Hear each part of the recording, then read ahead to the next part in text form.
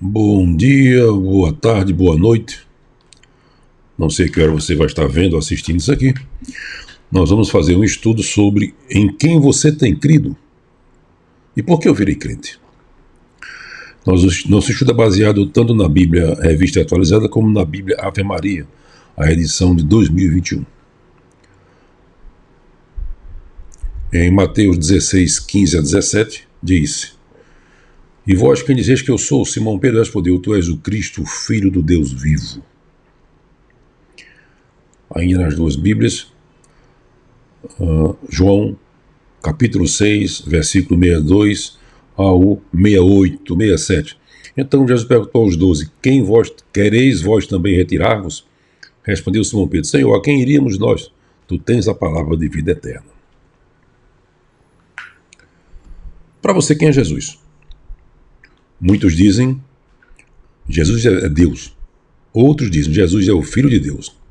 As respostas não estão erradas. O problema é que até os demônios sabem disso, ou reconhecem isto. Marcos, capítulo 1, versículo 21 a 26, quando Jesus estava numa sinagoga, entrou um endemoniado e disse: Que temos nós contigo, Jesus Nazareno? Vieste para perder-nos? Bem sei quem és, o Santo de Deus. Em outra ocasião, Jesus tinha atravessado o lago, a terra dos Gerazenos. Logo que ele desembarcou, veio do sepulcro um homem possesso de espírito imundo. Quando de longe viu a Jesus, correu e adorou, exclamando em voz alta: Que tenho eu contigo, Jesus, Filho do Deus Altíssimo? Conjuro-te por Deus que não me atormentes. Ou seja, saber que Jesus é Deus e que ele é o Filho de Deus, até os demônios sabem. Então, isso aí não lhe coloca a par da realidade. Certa feita, uma colega de trabalho perguntou sobre que eu era crente. Me perguntou: Você agora é crente? E eu respondi: Sim. Mas você não era crente antes. É verdade, eu fui criado em família católica, mas me converti. Aí ela perguntou: O que é que você fez de tão grave que resolveu virar crente? E eu disse: Olha, eu não fiz nada de grave. Eu me converti porque muitas coisas na igreja católica não fazem sentido, não se encaixam. Ela fez um ar de surpresa. Aí disse: Que coisas na igreja católica não fazem sentido, não se encaixam? E eu comecei com uma pergunta, que passo agora para você, ouvinte. Que poderes pouquíssimas pessoas adquirem, mas somente os adquirem depois que morrem? Vou repetir. Que poderes pouquíssimas pessoas adquirem, mas somente os adquirem depois que morrem? Para a gente estudar um pouco isso aqui, abra sua Bíblia da Ave Maria no livro de Eclesiastes. Tem Salmo, tem Provérbios, logo em seguida vem Eclesiastes. Não é Eclesiástico, é Eclesiastes, capítulo 9, versículo de 5 a 6. Diz assim a Bíblia Ave Maria: Com efeito, os vivos sabem que hão de morrer, mas os mortos não sabem de nada. Para eles não há mais recompensa, porque sua lembrança jaz no esquecimento. Amor, ódio e inveja acabaram. Não terão mais parte alguma para o futuro no que se faz debaixo do sol.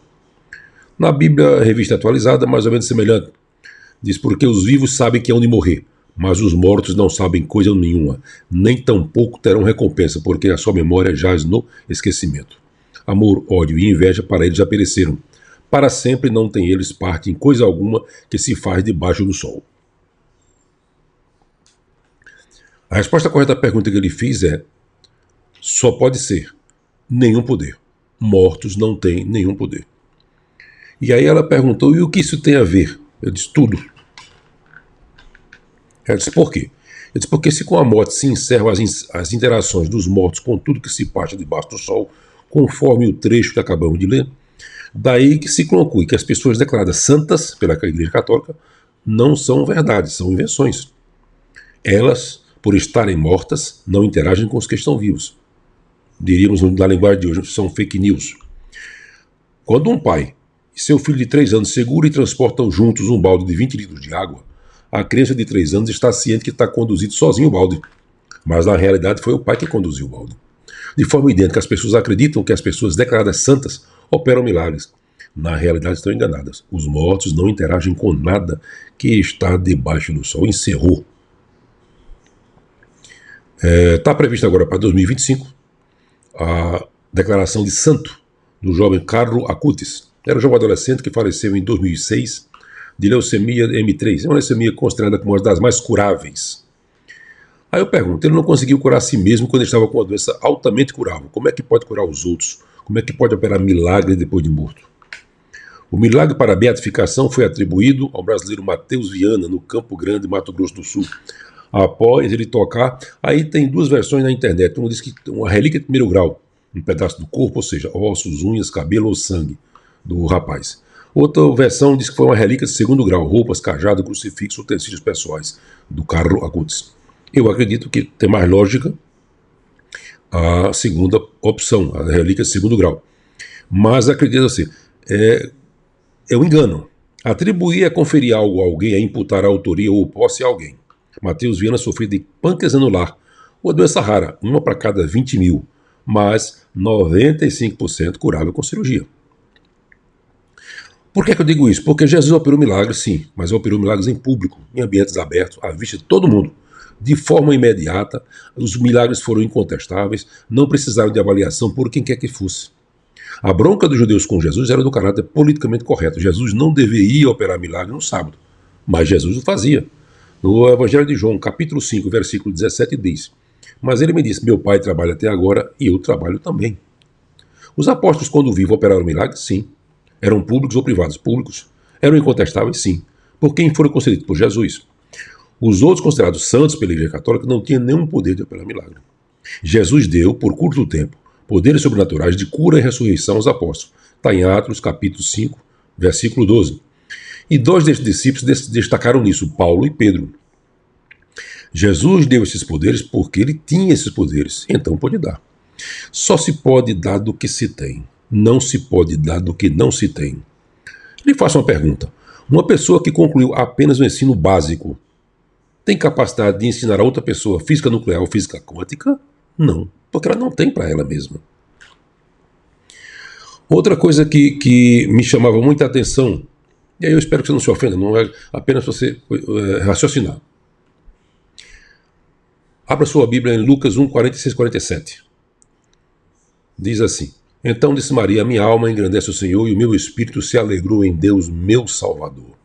Na Ave Maria diz, minha alma glorifica o Senhor e o meu espírito exulta de alegria em Deus, meu Salvador. Maria se confessa pecadora. Ela reconhece que precisa de um Salvador. O único que nasceu sem pecado, fora Adão, foi Jesus. Adão foi criado sem pecado, mas ele pecou. A primeira carta de Pedro, capítulo 2, versículos 21 a 24, tanto na revista atualizada como na Ave Maria, diz o quê? Também Cristo sofreu em vosso lugar, deixando-vos um exemplo. Não cometeu pecado, nem dolo algum se achou em sua boca. Ou seja, Cristo não teve nenhum pecado. Ele foi para a cruz pelos meus pecados e pelos seus. Mateus, capítulo 1, versículo 21 diz: ela dará à luz um filho e lhe porás o nome de Jesus, porque ele salvará o povo dos pecados deles. Mesma coisa está na Bíblia Ave Maria. João, no capítulo 1, versículo 29, diz: no dia seguinte viu João a Jesus que vinha para ele e disse: eis o Cordeiro de Deus que tira o pecado do mundo. Na Bíblia Ave Maria também é o mesmo texto. Aí eu pergunto, que autoridade Jesus teria para salvar alguém se ele também fosse um pecador como nós? Então, nós estamos diante de quê? De uma Bíblia, Maria confessando que é uma pecadora e se alegrando em Deus, seu Salvador. Aí para mim é difícil entender como em 1854, ou seja, quase 2 milênios depois, o Papa Pio IX, na canetada, decreta com efeito retroativo que Maria foi assunta ao céu, que Maria nasceu sem pecado original, aliás, que ela nasceu sem pecado original. Ou seja, contrariando o que a Bíblia diz, que todos somos pecadores, não há um justo sequer. Romanos 3, 10 a 12 diz: não há nenhum justo sequer, não há quem entenda, não há quem busque a Deus, e todos se encaixam a uma, se fizeram inúteis, não há quem faça o bem, não há um sequer. Romanos, na mesma versão, a Ave Maria também é a mesma coisa, diz a mesma coisa.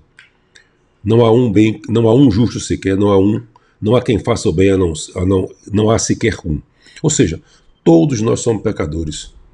Todos nós nascemos com o pecado. A Bíblia diz que na concepção, na iniquidade, Eu nasci na iniquidade. No pecado me concebeu minha mãe. Está lá no Salmo 51,5, na revista atualizada, e no Salmo 50,7, na Bíblia da Ave Maria. Ou seja, na hora da concepção, quando o espermatozoide do homem penetra no óvulo da mulher, há a concepção. A partir daí, o concepto é pecador. Ele não nasceu, não fez nada, mas já é pecador por conta da herança do pecado capital de Adão. Então, não existe ninguém. Depois de Adão, ninguém nasceu, foi criado sem pecado. Ninguém nasceu. Adão foi criado. Por isso que ele não tinha pecado. Ele foi criado. Na hora que ele pecou, os outros, todos nós somos descendentes dele, gostando ou não, concordando ou não. Um outro assunto que nunca também me fez sentido é... A Bíblia diz em João 3,13 que ninguém subiu ao céu senão aquele que de lá desceu, a saber, o Filho do Homem, Jesus, que está no céu. A ascensão de Jesus, a ascensão de Jesus foi vista por muito. Está lá em Atos dos Apóstolos 1:9-11. Diz assim: ditas estas palavras, foi Jesus elevado às alturas, à vista deles, ou seja, todo o povo que estava ali. Com os olhos fitos no céu enquanto Jesus subia.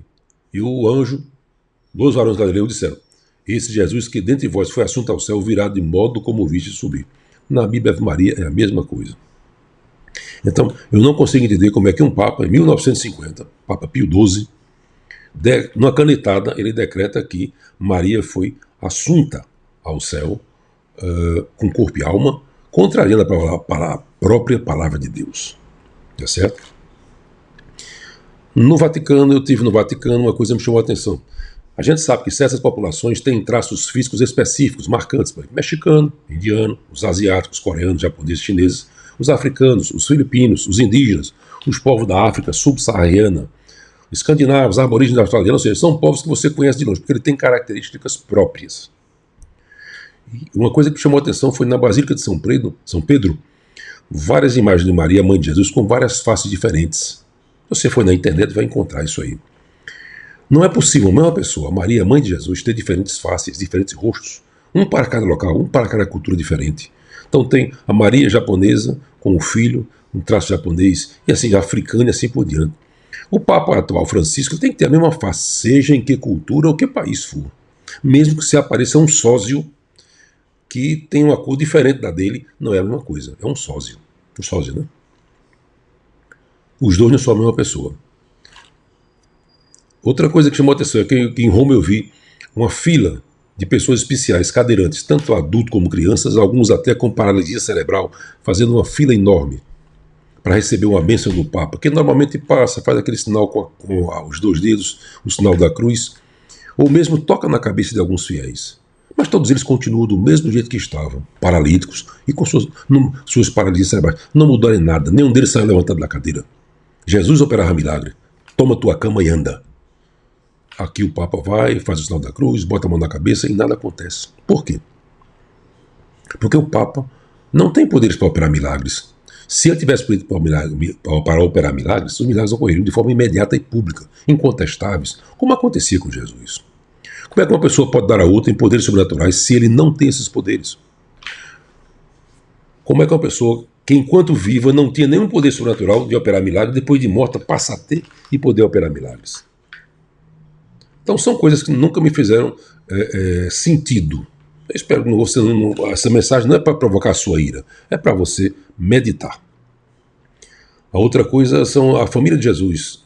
As pessoas insistem em dizer que Maria pariu Jesus e continuou virgem. Jesus não tinha irmãos, eram discípulos. Nós temos ainda várias passagens, tá certo? Mateus 13, 55-56.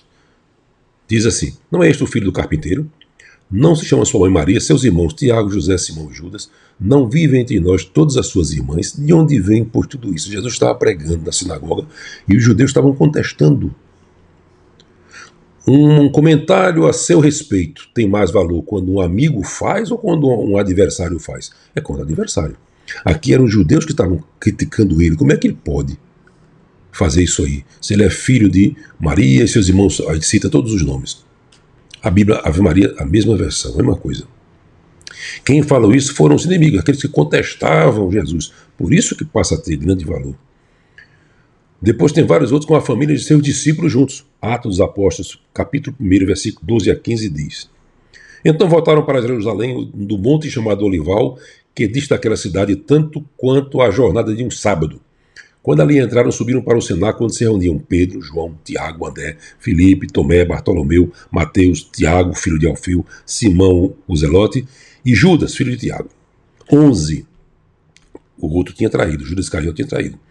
Todos eles perseveraram unânimes em oração com as mulheres, com Maria, mãe de Jesus, e com os irmãos dele. Então, esse trecho aqui de Atos fala explicitamente que os apóstolos e os irmãos, a mãe e os irmãos. Tá certo? Então, há que se entender que Jesus não nasceu no passe de mágica. Não fez um estalo e apareceu ele. Não. A Bíblia diz que Maria deu à luz no estábulo, porque não tinha vaga na hospedaria. Entenda, não precisa ser muito inteligente para você perceber que uma mulher não pode dar à luz uma criança com um parto normal e continuar virgem. A promessa era que a virgem conceberia. Essa promessa foi cumprida. Por quê? O que nela foi gerado foi do Espírito Santo. Então a promessa foi cumprida. Em momento nenhum na Bíblia garante que Maria continua virgem. Ela tinha que parir Jesus por conta de quê? De uma concepção sobrenatural do Espírito Santo de Deus. Por isso que ele nasceu sem pecado. O que nela foi gerado. Ou em ela foi gerado, como está no grego. Então não tem como você parir uma criança por um parto normal e permanecer virgem. Lucas 2, versículo 7 diz: E ela deu à luz ao seu filho primogênito. Enfaixou e deitou na manjedoura, porque não havia lugar para ele na hospedaria. Primogênito é o primeiro. Na Bíblia Maria, a mesma coisa. 7. Deu à luz seu filho primogênito, envolvendo em faixas, reclinou no presépio, porque não havia lugar para eles na hospedaria. Jesus é o primogênito de Maria. Tá certo? Continuando, Jesus andava pela Galileia, no Evangelho de João, capítulo 7, versículo de 1 a 3, diz: Passadas essas coisas, Jesus andava pela Galileia, porque não desejava percorrer a Judeia, visto que os judeus procuravam matá-lo. Ora, a festa dos judeus, chamada Tabernáculos, estava próxima.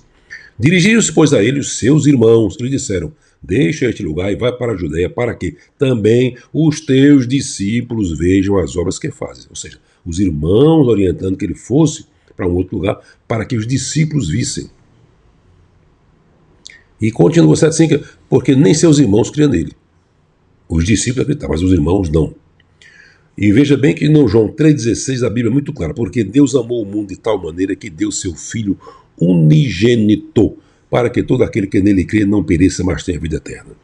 Então Jesus aqui é o unigênito de Deus. Se deu seu Filho unigênito. Então, Jesus é o primogênito de Maria, o primeiro, e é o unigênito de Deus. Tá certo? Esse estudo, volto a dizer, não foi para provocar a ira de quem quer que seja, apenas para levar a refletir. Se você for ler a sua Bíblia, você vai entender, vai encontrar tudo que eu estou citando aqui, tanto na revista atualizada como na versão Ave Maria, que é uma Bíblia que eu sempre estudo e gosto muito dela. A Bíblia diz que só há um mediador entre Deus e os homens. A primeira carta a Timóteo, capítulo 2, versículo 5, diz: Porquanto há um só Deus, um só mediador entre Deus e os homens, Cristo Jesus, homem. A mesma coisa está na Bíblia Ave Maria, versão 2021. O que Deus disse não pode ser mudado por quem quer que seja. Mateus 24:35 diz: Passará o céu e a terra, porém as minhas palavras não passarão.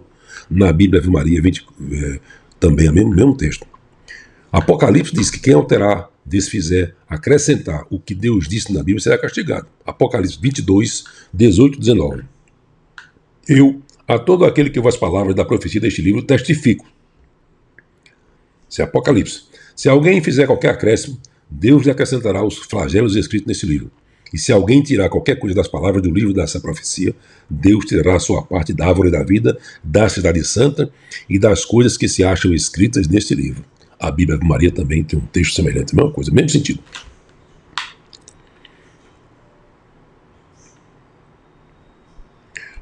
Atos 4:11-12 diz assim: Esse Jesus Pedra que foi desprezada por vós, edificadores, tornou-se a pedra angular. Em nenhum outro há salvação, porque debaixo do céu nenhum outro nome foi dado aos homens, pelo qual devamos ser salvos.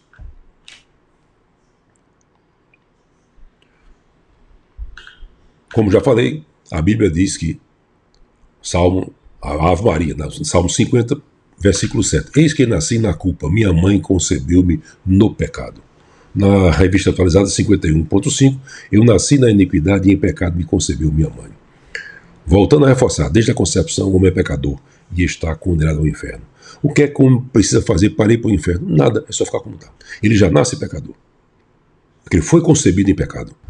O que é que o homem precisa fazer para ir para o céu? Precisa fazer como aquele malfeitor ou ladrão na cruz, reconhecer que é um pecador. Segundo, mostrar genuíno arrependimento. Terceiro, confessar Jesus como seu único e suficiente Salvador, não precisando mais de santos ou santas. Em quem você está colocando a sua fé? Coloque sua fé somente em Jesus, pois é o que a Bíblia diz. A minha oração é que para que o Espírito Santo de Deus abra seu entendimento para a realidade bíblica. Confira tudo o que eu falei na sua Bíblia. Se você quiser entender, tem um livro, acho que é Sabedoria, capítulo 13 e 14, na Bíblia Católica. É o livro de Sabedoria, capítulo 13 e 14, você vai encontrar um monte de versículos justamente falando sobre imagens, condenando as imagens, dizendo que elas não têm poder para nada, que elas não podem operar nada. Então você não pode chegar diante de Deus e dizer, eu não sabia. Está lá, no livro de Sabedoria. Tem também na Bíblia evangélica, tem várias passagens falando sobre não adorar, não prestar culto a imagens.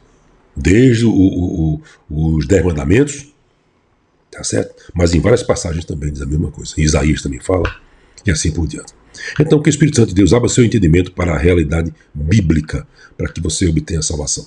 Entenda que a morte é inevitável.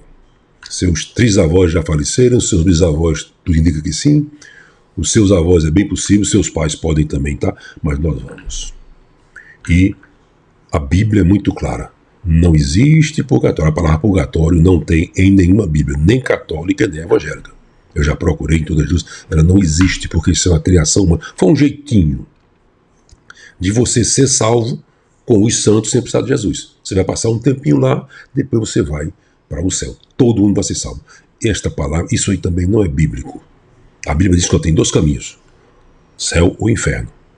E depois da morte segue-se ao juízo. Tem várias passagens falando sobre o juízo. Então isso aí é inevitável, não tem como você evitar, tá certo? Então não tem segundo tempo, não tem segunda época, não tem nova chance. A morte pega todos nós. É como uma fotografia de uma máquina Polaroid. Puf, bateu, fica como está. Não tem conserto. Qualquer outra fotografia você pode retocar, principalmente as digitais. Mas a máquina Polaroid não permite conserto. Ela bate você como ela está. Então, do jeito que a morte pegar, se pegar você salvo em Cristo, você vai para o céu. Se você pegou você não salvo em Cristo, você vai para o inferno. Infelizmente eu não posso criar em você uma expectativa errada. O que eu estou falando aqui não sou eu, é a Bíblia. Tá certo? Que Deus abençoe e guarde você e sua família.